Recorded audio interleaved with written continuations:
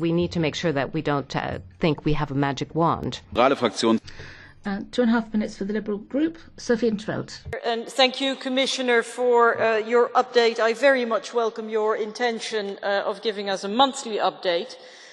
On the evaluation, I also very much appreciate your emphasis on the need for evaluation of the implementation, and indeed the PNR case demonstrates that. And although I personally voted against the directive, I think it is utterly silly to pass laws which are then not implemented. And I also wonder where the rush came from if now the member states are not acting 6 months after the adoption.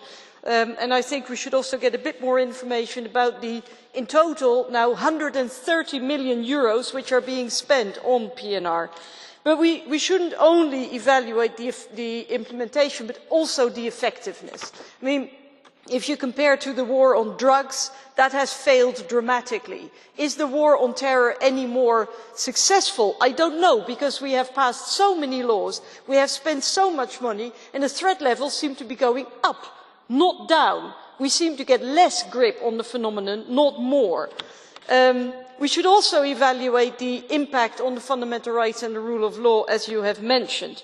But I would also like to see included in your monthly updates the need for democratic and judicial oversight and more transparency and accountability, because I think that is sorely lacking.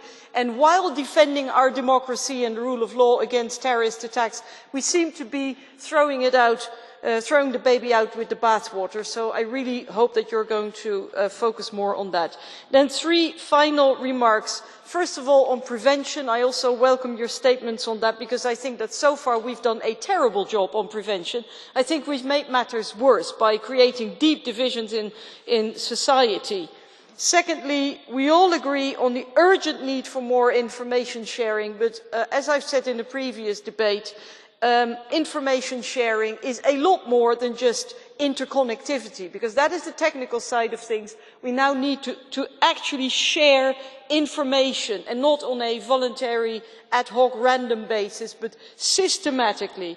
And finally, already in the report that this House adopted in 2011, we stressed very much the need to invest a lot more in what they call human intelligence, people on the ground. And I think the situation in Belgium and the investigation that they did has shown that the real problem is insufficient capacity. So rather than spending zillions on megalomaniac IT systems, we should be investing in people on the ground. Thank you. I'll say this again. We have to stick to our allotted times, and we cannot afford every speaker to be 15 or 20 seconds over time. I'm sorry. Cornelia Ernst, 1,5 Minuten.